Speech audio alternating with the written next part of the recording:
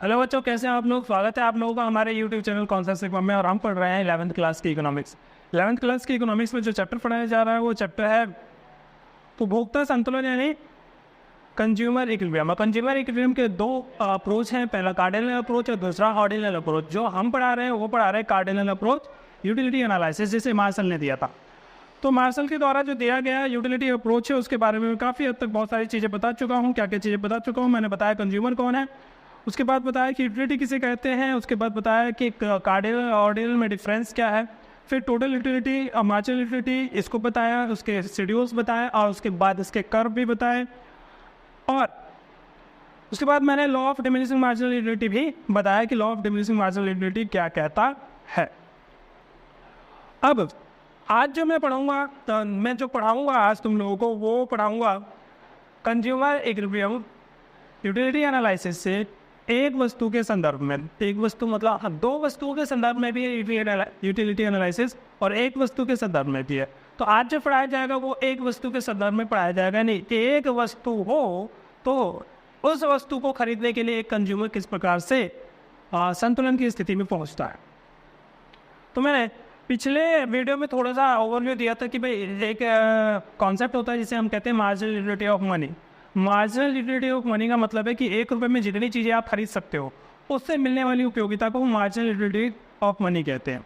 जैसे मान के चलो कि 1 रुपये में आप 2 टॉफ़ियाँ खरीदते हो, ठीक है। 1 रुपये में यदि आप ये 2 टॉफ़ियाँ खरीदते हो तो इस 2 टॉफ़ी को यूज करके आपको कुछ ना कुछ यूटिलिटी मिली होगी। 2 टॉफ़ी 1 रुपये में आप खरीदते हो तो उससे कुछ ना कुछ यूटिलिटी मिलती होगी। मान के चलिए कि 1 रुपये में 2 टॉफ़ी खरीद के आपको 4 यूटिलिटी मिलती है, 4 यूटिल्स। इसको कंज्यूम करके कितना मिला आपको? 4 यूटिल्स, ठीक है। तो अब जब कभी भी आप पैसे खर्च करोगे, तो हमेशा इस बात का ध्यान रखोगे तो 1 रुपये में यदि आप 2 टॉफ़ियाँ खरीदते हो और 2 टॉफ़ियों को यूज करके आपको 4 यूटिल्स मिलता है, तो इसका मतलब कि आपने 1 रुपये में कितना यूटिल्स प्राप्त किया है? 4, ठीक है। तो 1 रुपये से मिलने वाली उपयोगिता को हम क्या कहते हैं? मार्जिनल यूटिलिटी ऑफ मनी, मुद्रा की सीमांत उपयोगिता। तो मैं यहाँ लिख देता, मुद्रा की एक इकाई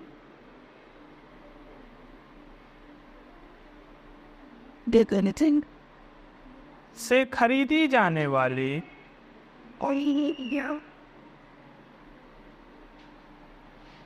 वस्तु के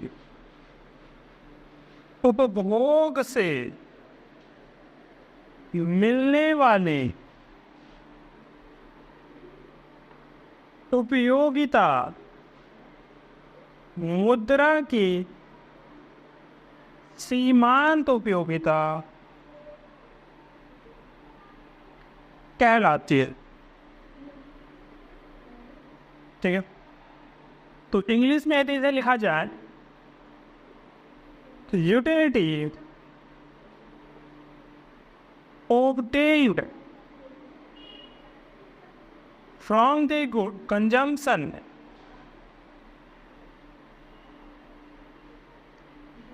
of the goods which can be purchased in 1 unit of money। तो मुद्रा की एक इकाई से खरीदी जाने वाली वस्तु के उपभोग से मिलने वाली उपयोगिता को मुद्रा की सीमांत उपयोगिता कहते हैं। और इसको हम रिप्रेजेंट कैसे करते हैं? MUM से, मार्जिनल यूटिलिटी ऑफ मनी। तो MU और नीचे लिख देते हैं छोटा m, marginal utility of money, ठीक है। तो मैंने यहाँ समझाया आपको कि 1 रुपये में यदि आप 2 टॉफ़ियाँ खरीद सकते हो, उस 2 टॉफ़ी से आपको 4 यूटिल्स मिलती है, तो इसका मतलब 1 रुपये में आपने 4 यूटिल्स चाहिए। तो 4 यूनिट्स जो है वो आपकी मुद्रा की सीमांत उपयोगिता है। अब मुद्रा की कितनी भी इकाई आप खर्च करोगे तो हमेशा हर रुपए से आप कितना यूनिट्स प्राप्त करना चाहोगे? 4। यानी कि आप यदि सेब खरीदने जाते हो और सेब वाला कहता है कि 5 रुपए का एक सेब है, ठीक है, एप्पल के 1 यूनिट का प्राइस जो है वो 5 रुपए है, तो 5 रुपए खर्च करके आप मुद्रा की कितनी यूटिलिटी प्राप्त करना, मतलब कितनी यूटिलिटी प्राप्त करना चाहोगे? देखो भाई, 1 रुपए में तो 4 चाहिए, तो 5 रुपए खर्च करूंगा तो 5 मल्टीप्लाइड बाय 4 यानी 20 यूनिट्स मुझे चाहिए। जब तक 20 यूनिट्स मुझे प्राप्त नहीं होंगे तब तक मैं सेटिस्फाई नहीं, यानी संतुलन नहीं होऊंगा।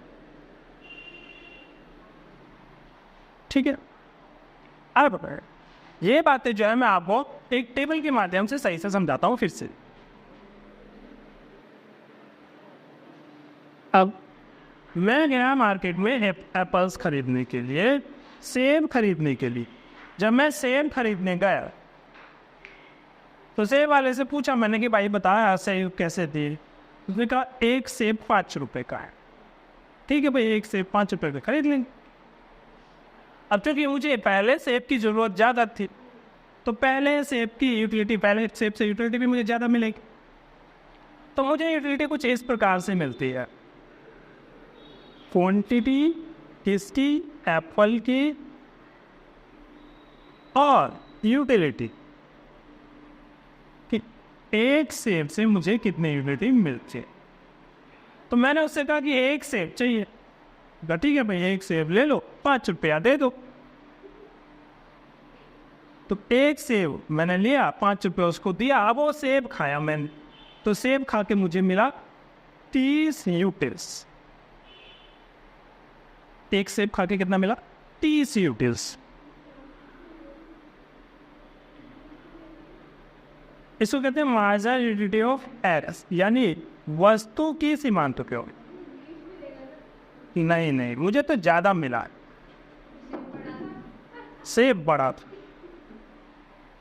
ठीक है, कह सकते हो सेब बड़ा था, मुझे ज्यादा यूटिलिटी मिली।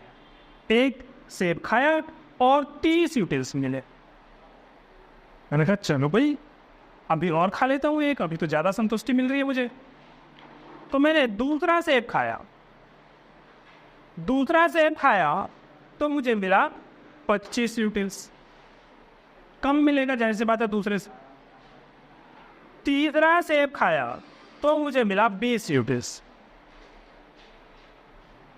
चौथा सेब खाया तो मुझे मिला 15 यूटिल्स। फिर 5वां सेब खाया तो मुझे मिला 10 यूटिल्स। पहले सेब से 30 यूटिल्स, दूसरे सेब से 25 यूटिल्स, तीसरे सेब से 20 यूटिल्स, चौथे सेब से 15 यूटिल्स, 5वें सेब से 10 यूटिल्स। तो इस प्रकार से मुझे यूटिल्स मिलते गए। अब सवाल ये है कि जब मैंने पहला खाया तो 30 मिला, दूसरा 25 मिला, तीसरा 20 मिला, चौथा से 15। तो क्या मैं चौथा खरीदूंगा या नहीं खरीदूंगा?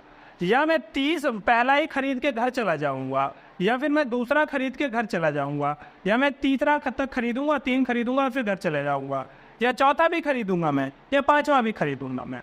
तो मुझे ऐसी जगह रुक जाना है जहां मैं सबसे ज़्यादा संतुलित, सबसे ज़्यादा सेटिस्फेक्शन प्राप्त कर रहा हूँ। ठीक है, तो सबसे ज़्यादा सेटिस्फेक्शन प्राप्त कहाँ कर रहे हो पहले चेक कर लेते हैं। देख लो भाई, हम क्या करते हैं, MUX को प्राइस ऑफ X से डिवाइड कर देते हैं। ठीक है, MUX को प्राइस ऑफ X से डिवाइड कर देते हैं। कहने का मतलब क्या कि कहने का मतलब कि मुझे 5 रुपये दे के प्राइस कितना है? 5 रुपये। पहले वाले के लिए कितना देना पड़ा? 5 रुपये। दूसरे वाले के लिए कितना देना पड़ा? 5 रुपये। तीसरे वाले के लिए कितना देना पड़ा? 5 रुपये। चौथे वाले के लिए कितना देना पड़ा? 5 रुपये। तो 5वें वालों के लिए कितना देना पड़ा? 5। ठीक है, मैं प्राइस को फिक्स मान रहा हूँ, मैं उससे कोई बार्गेनिंग नहीं कर रहा कि दूसरे के लिए कम कर दे, पहले के लिए, ऐसा कुछ नहीं कर रहा। हालांकि यूटिलिटी कम मिल रही है पर फिर भी मैं उससे ऐसा कुछ नहीं कर रहा हूँ। जो रेट है उसी रेट पे मैं खरीद रहा हूँ, उसको फिक्स प्राइस मान। तो देखो 5 रुपये दे के आपको कितनी संतुष्टि मिली? 30। जब 5 रुपये दे के आपको 30 मिली तो 1 रुपये में कितनी मिली? 5 रुपये दे के आपको 30 यूटेल्स मिले, तो 1 रुपये में कितना यूटेल्स मिला? 6 यूटेल्स मिला। ठीक है, 5 रुपये दे के आपको 25 मिला अगला वाला, तो 1 रुपये में कितना मिला? 5। अब 5 रुपये दे के आपको 20 मिला, तो 1 रुपये में कितना मिला? 4। 5 रुपये दे के आपको 15 मिला, तो 1 रुपये में 3 मिला। 5 रुपये दे के आपको 10 मिला, तो 1 रुपये में 2 मिला। अब देखो, मेरी जो रिक्वायरमेंट है वो ये है कि मुझे 1 रुपये में कितना चाहिए? 4 यूनिट, एटलीस्ट 4 चाहिए, कम से कम 4। ज़्यादा मिल जाए तो बेकार थोड़ी है। कम से कम 4 चाहिए, ज़्यादा मिल जाए तो चलने तो, फिर मिलने तो क्या दिक्कत है। तो जब मैंने पहला सेब खाया तो उसमें 1 रुपये में मुझे कितना मिला है? 6। तो मैं अभी और सेब खाऊंगा, क्योंकि मेरी एक्सपेक्टेशन है कि 1 रुपये में कम से कम 4 मिलना चाहिए। तो अभी तो ज़्यादा मिल रहा है, तो अभी और खाऊंगा। दूसरा सेब खाऊंगा क्या? दूसरे से मिल रहा है 5, तो दूसरा भी खाऊंगा। ठीक है, तीसरा सेब खाऊंगा क्या? तीसरा भी खाऊंगा। क्यों? क्योंकि तीसरे से मिल रहा है 4 और मेरी एक्सपेक्टेशन क्या है कि कम से कम 4 चाहिए 1 रुपये खर्च करके। क्योंकि 2 टॉफी में मुझे 4 मिलती है, तो मुझे सेब में भी 1 रुपये में 4 ही चाहिए। ठीक है, तो कोई भी वस्तु खरीदूंगा तो मुझे 1 रुपये में 4 के बराबर चाहिए। बात आ रही है समझ में? क्योंकि आपने अपने 1 रुपये की सीमांत उपयोगिता तय कर दी है कि 1 रुपये खर्च करके मुझे एटलीस्ट इतना चाहिए। तो 1 रुपये खर्च करके आपने पहले से तय कर दिया है कि मुझे कितना चाहिए? 4 यूटिल्स। और इस 4 यूटिल्स को क्या कहते हैं? MUM, marginal unity of money. 1 रुपये में प्राप्त वस्तुओं से जो उपयोगिता आपको मिलती है उसे कहते हैं मार्जिनल यूनिटी ऑफ मनी, यानी कि मुद्रा की सीमांत उपयोगिता। अब जितने भी रुपए आप खर्च करोगे तो आप उसे कन्वर्ट करके देखिए हमेशा 1 रुपये में, और 1 रुपये में जितना भी आपको उपयोगिता मिल रहा है उसको आप मैच करके देखिए इस वाले MUM से। यदि वो इससे ज़्यादा है तो अभी आप वस्तु और खरीदोगे, पर यदि इससे कम है तो आप वस्तु नहीं खरीदोगे। ठीक है, तो मैं घर से सोच के आया हूँ कि 1 रुपये में मुझे 4 यूटिल्स चाहिए। मैंने 5 रुपये सेब के दिए और 30 यूटिल्स प्राप्त किए, तो इसका मतलब 1 रुपये में मुझे मिला 6। तो उससे तो ज़्यादा है जितना मैं सोच के आया था। फिर मैंने 5 रुपये दिए, मुझे मिला 25, तो 1 रुपये में हुआ 5। अभी भी उससे ज़्यादा है जितना मैं सोच के आया था। अब अगला वाला दिया मैंने 5 रुपये, 5 रुपये दे के मुझे मिला 20, तो पर यूटिल्स कितना, पर रुपीज़ में कितना हुआ? 4। तो अब ये उसके बराबर है जितना मुझे चाहिए। ठीक है, अब सवाल ये है कि अगला वाला खाऊंगा तो कितनी यूटिलिटी मुझे मिलेगी। तो अगला वाला खाया मैंने 4, चौथा, तो चौथे के लिए भी 5 रुपये दिए, पर अब मिल कितना रहा है? 3। तो अब आप बताइए कि मैं अपनी कंजम्पशन चौथे वाले तक ले जाऊं या फिर पहला खाऊं, दूसरा खाऊं, तीसरा खाऊं और घर चला जाऊं? 3 तक खाओ और घर चले जाओ, क्योंकि 3 से नीचे आप जाओगे तो आपकी संतुष्टि जितनी रिक्वायर्ड है उससे भी कम मिल रहा है। ठीक है, तो आप पहला सेब खाइए, दूसरा खाइए, तीसरा खाइए, चौथा मत खाइए। तो तीसरे पे आप आके रुक जाइए। तो जहां आके आप रुक जाते हो उसी को कहा जाता है इक्विलिब्रियम पॉइंट, संतुलन बिंदु। ये आपका संतुलन बिंदु है।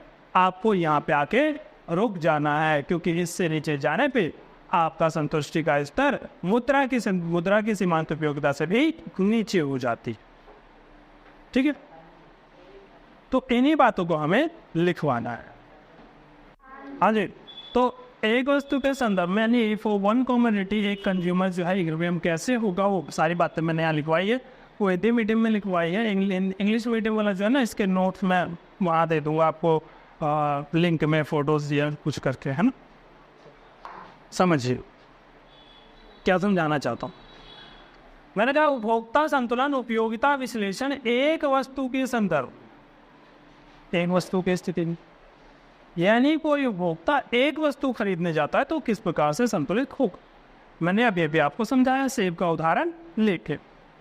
तो पहले सवाल का आंसर, यदि क्वेश्चन पूछा जाए एक वस्तु के संदर्भ में, आप उपयोगिता विश्लेषण की व्याख्या कीजिए या फिर उसको समझाइए, तो आपको इस प्रकार से उसे समझाना है। सबसे पहले तो आप क्या करोगे कि उपभोक्ता संतुलन होता क्या है उसकी डेफिनेशन लिख दोगे, यानी कंज्यूमर इक्विलिब्रियम होता क्या है उसकी डेफिनेशन लिख दोगे।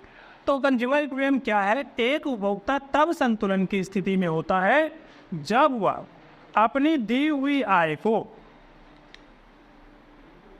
तब संतुलन की अवस्था में होता है जब वह अपनी दी हुई आय को इस प्रकार खर्च करता है कि उसे अधिकतम संतुष्टि प्राप्त हो।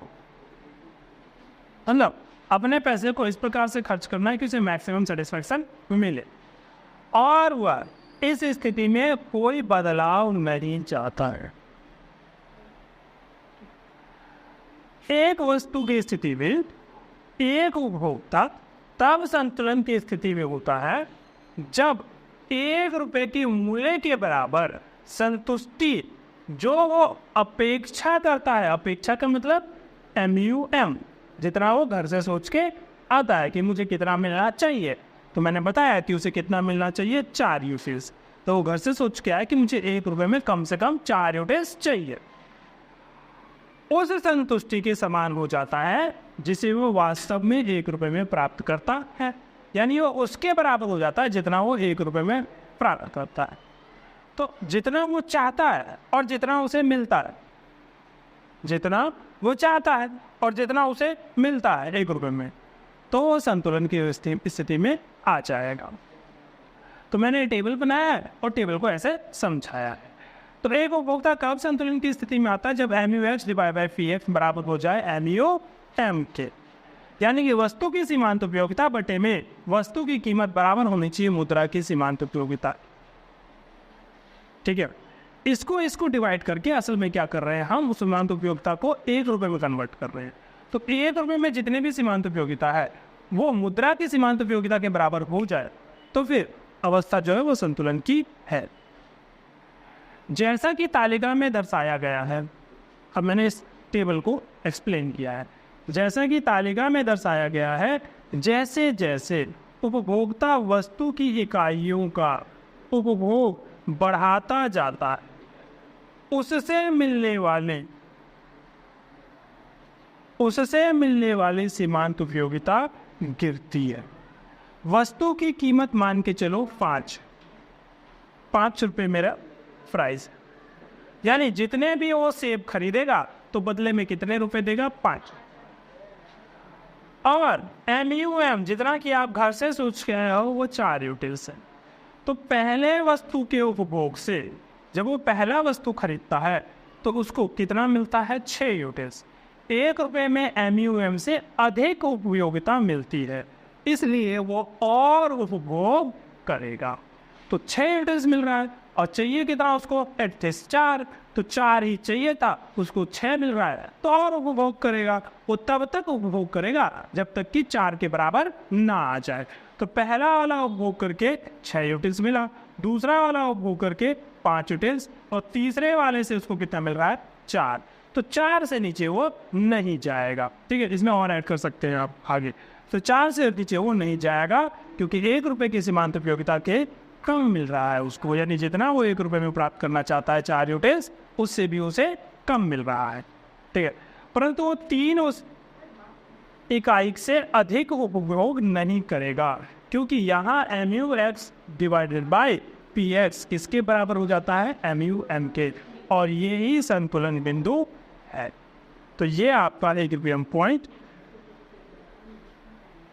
ठीक है, तो इस प्रकार से आपको टेबल को समझाना है। अब इसका थोड़ा सा ग्राफिकल रिप्रेजेंटेशन भी है, तो ग्राफिकल रिप्रेजेंटेशन भी आपको मैं बता देता हूँ। ठीक है, हाँ जी। तो जो बातें मैंने अभी आपको टेबुलर फॉर्म में समझाई है उसी को ग्राफिकल फॉर्म में समझते हैं। तो पहले मैं टेबल ही बनाऊंगा ताकि ग्राफ समझ में आए, क्योंकि जब तक टेबल नहीं बनाऊंगा तब तक ग्राफ समझ में नहीं आएगा। तो मैंने कहा था कि कितनी क्वांटिटी कंज्यूम करता है, MUX यानी मार्जिनलिटी ऑफ एक्स और प्राइस ऑफ एक्स, और यहाँ मैंने MUX divide by price of x किया था। क्यों? क्योंकि मेरे फॉर्मूले के अनुसार MUX divide by price x बराबर होना चाहिए MUM के। जब ये स्थिति होती है तब उपभोक्ता संतुलन की स्थिति में हो जाता है। तो पहले तो मैं आपको बता दूं कि MUM कितना माना था। मैंने MUM माना था 4 यूटिल्स, और प्राइस कितना माना था? प्राइस माना था 5 रुपये। ठीक है, 4 यूटिल्स और 5। मैंने कहा कि एक वस्तु खाता हूँ तो 30 यूटिल्स मिलते, 2 वस्तु खा के 25, 3 खा के 20, 4 खा के 15 और 5 खा के 10। इस प्रकार से मुझे यूटिलिटी प्राप्त। कीमत कितनी? कीमत है 5 रुपये, 5 रुपये, 5 रुपये, 5 रुपये, 5 रुपये, कोई सा भी लो 5 रुपये, हर एक माल 5 रुपये। आई फिर उसके बाद आगे बढ़ते हैं तो एक बात बताओ, मैथमेटिक्स तो आपने पढ़ा है। यदि मैं MUX डिवाइड बाई PX लिखता हूँ और बराबर में लिखता हूँ MUM, क्या मैं इसी चीज को ऐसे लिख सकता हूँ MUM बराबर में PX? कुछ नहीं किया भाई साहब, जो यहाँ मल्टीप्लाई में था ना MUM, उसको यहाँ डिवाइड में कर दिया, और ये डिवाइड में था ना, इधर जाके मल्टीप्लाई। ठीक है, तो सेम चीज है दोनों, ये और ये दोनों चीज सेम। ठीक है, अब मैं क्या करूँगा, पहले मैंने MUX को डिवाइड किया था PX से, अब मैं क्या कर रहा हूँ, MUX को डिवाइड कर रहा हूँ MUM से। ठीक है, तो बराबर कितना आना चाहिए मुझे? प्राइस ऑफ एक्स के बराबर आना चाहिए, है ना। चलिए मैं भी लिख नहीं रहा इसको। अब मैं क्या कर रहा हूँ, आपको बता रहा हूँ कि MUX क्या है, 30 डिवाइड करना है मुझे MUM से। MUM कितना है? 4। जब आप 30 को हम 4 से डिवाइड करते हैं, जब आप 30 को 4 से डिवाइड करेंगे तो 30 डिवाइडेड बाई 4 करते हैं, 4 सत्ते 28, बचा कितना? 2, 4 ऊँचे। ठीक है, 5 को यदि आप 4 से, 25 को यदि आप 4 से डिवाइड करेंगे, डिवाइड किससे करना है मुझे? MUM से। पिछली बार मैंने प्राइस से डिवाइड किया था, इस बार क्या कर रहा हूँ? MUM से डिवाइड कर रहा हूँ, और MUM कितना है? 4, तो इसलिए 4 लिख रहा हूँ मैं डिवाइड में। पिछली बार 5 से डिवाइड किया था क्योंकि प्राइस से डिवाइड कर रहा था, अब मैं 4 से डिवाइड कर रहा हूँ क्योंकि MUM से डिवाइड। क्यों? क्योंकि दोनों बातें एक ही है। यदि मैं प्राइस से डिवाइड करता हूँ तो किसके बराबर लाना चाहिए? MUM के, और MUM से डिवाइड करता हूँ तो किसके बराबर आना चाहिए? प्राइस। ठीक है, तो 25 को 4 से डिवाइड कीजिए तो 6 चौक 24 और 4 दूनी 8, 4 पंचे 20, 6.25। यदि 20 को 4 से डिवाइड किया जाए तो 5, यदि 15 को 4 से डिवाइड किया जाए तो 3.75, और इसको 4 से डिवाइड किया जाए तो 2.5। ठीक है, अब ये सारी चीज़ें निकल के क्या आई है? ये सारी चीज़ें निकल के आई है prices that consumer is ready to pay. मतलब ये वो कीमतें हैं जो कंज्यूमर देने के लिए तैयार है कि भाई मुझसे तो इतने पैसे ले सकते हो। तो यानी कंज्यूमर जब पहली वस्तु खरीदता है तो वो कहता है कि भाई तुम मुझसे 7.5 रुपये तक ले सकते हो। और देखो रेडी वाला कितना ईमानदार, कहता है नहीं भाई 5 रुपये ही लूंगा मैं। तो कंज्यूमर देने को तैयार है 7.5, कंज्यूमर देने को तैयार है 7.5, रेडी वाला कह रहा है नहीं मैं तो 5 ही लूंगा। ठीक है, क्यों 5 ले रहा है रेडी वाला? क्योंकि उसने तय कर रखा है अपनी कीमत कि मेरी वस्तु की कीमत 5 रुपये ही है। पर चूंकि उपभोक्ता को संतुष्टि ज्यादा मिल रही है पहले वाले सेब से, तो इसलिए वो पहले वाले सेब के कितने देने को तैयार है? 7.5 रुपये। ठीक है, दूसरे वाले सेब के वो 6 रुपये 25 पैसे देने को तैयार है, तीसरे वाले सेब के वो 5-6 रुपये देने को तैयार है। ठीक है, तो देखो ध्यान से, अब पहले वाले सेब के वो कितने देने को तैयार है? 7.5 रुपये, जबकि उससे रेडी वाला मांग कितना रहा है? सिर्फ 5। तो वो खुश है या नहीं? खुश है भाई। क्यों खुश है कंज्यूमर? कंज्यूमर इस वजह से खुश है कि उसको लग रहा है कि वो 7.5 वाली चीज कितने में प्राप्त करना है? सिर्फ 5 रुपये। कंज्यूमर इसलिए खुश है क्योंकि वो तो 7.5 देने को तैयार है, और 7.5 देने को तैयार है, पर सामने वाला 7.5 लेने को तैयार नहीं है। तो उसका मतलब ये है कि कंज्यूमर को 2.5 रुपये का यहाँ फायदा हो रहा है। ठीक है, कंज्यूमर खुश है क्योंकि वो 2.5 रुपये यहाँ बचा रहा है।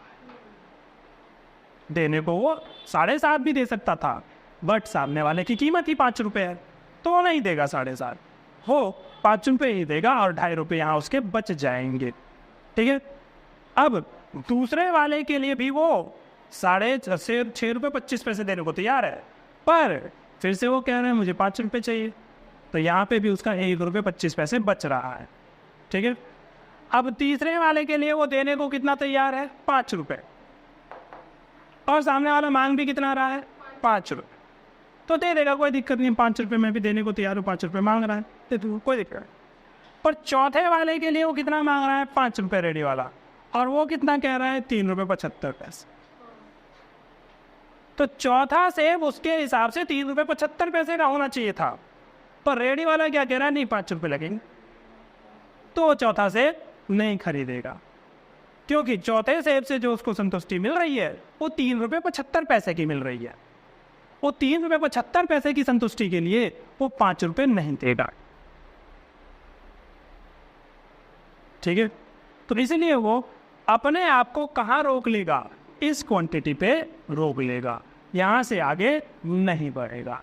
तो ऐसा 3 क्वांटिटी तो हमने अभी पढ़ा टेबल बारे में, उसमें भी 3 ही आ रही थी। भाई किसी भी प्रकार से कर लो, देखो मैथमेटिक्स है, ये वाला भी सही है और ये वाला भी सही है, आप अल्टीमेटली उसी आंसर पे पहुंचोगे। तो आंसर क्या है कि आपको खरीदना कितना है? 3 ही। चाहे आप MU(x) को प्राइस ऑफ x से डिवाइड करके MU(m) के बराबर कर लो, यानी ये वाला कर लो, या फिर MU(x) को MU(m) से डिवाइड करके प्राइस ऑफ x के बराबर कर लो, यानी ये वाला कर लो। दोनों स्थिति में आपके पास जो संतुष्टि का स्तर होगा वो समान होगा, यानी आप संतुलन बिंदु पे जो आओगे वो इसी संतुलन बिंदु पे आओ। ठीक है, चलिए, तो इसको यदि डायग्रामेटिकली दिखाया जाए, ठीक है, तो देखो ध्यान से, सुनिए, ये वाला हिस्सा मैं यहाँ दिखा रहा हूँ, MU(x) डिवाइडेड बाई MU(m), और ये वाला हिस्सा क्या दिखा रहा है? पहले 7.5 था, फिर इतना हुआ, फिर इतना हुआ, फिर इतना हुआ, फिर इतना हुआ, यानी कि ये गिर रहा है। देखो ध्यान से, गिर रहा है। मैं इसको लिखता हूँ MU(x) डिवाइडेड बाई MU(m). ठीक है, इस रेखा का नाम क्या है? MU(x) divided by MU(m). इस चीज को मैंने रिप्रेजेंट किया है इस लाइन से। ठीक है, अब एक एक चीज मैं पॉइंट लिख के दिखाऊँ तो भी वही पड़ेगा, मैं लिख कर ही बता रहा, आपको भी समझ में आ रहा होगा, और आपको भी पेपर में ऐसे ही बना के आना है। यहाँ क्वांटिटीज जैसे जैसे बढ़ती जाएगी, और यहाँ लिखना है आपको MU(x) divide by MU(m). MU(x) divide by MU(m) quantity के साथ साथ घटता जाता है, जैसे जैसे क्वांटिटी बढ़ रही है ये घट रहा है, बट कीमत जो है वो फिक्स है, प्राइस जो है वो फिक्स है। तो प्राइस कितनी तय की गई है? प्राइस तय की गई है 5 रुपये, पर 5 रुपये देके आपको पहली क्वांटिटी से कितने का फायदा हो रहा था? 7.5 का। दूसरी क्वांटिटी से कितने का फायदा हो रहा था? 6.25, है ना। तीसरी क्वांटिटी से कितने का फायदा हो रहा था? 5 रुपये। ठीक है, चौथी क्वांटिटी से कितने का हो रहा है? 3 रुपये 75 पैसे का। तो इसलिए आप पहला वाला क्वांटिटी खरीद लोगे, दूसरा वाला भी खरीद लोगे, तीसरा वाला भी खरीद लोगे, चौथा नहीं। तो आप जो है संतुलित कहाँ हो जाओगे? यहाँ पे पहली क्वांटिटी दूसरी क्वांटिटी, तीसरी क्वांटिटी। अब तीसरी क्वांटिटी पे क्या हो जाओगे? संतुलित, यानी इक्विलिब्रियम। ठीक है, ये कौन सा जगह है? ये वो जगह है जहाँ पे MUX डिवाइड बाय MUM किसके बराबर हो जाता है? प्राइस के।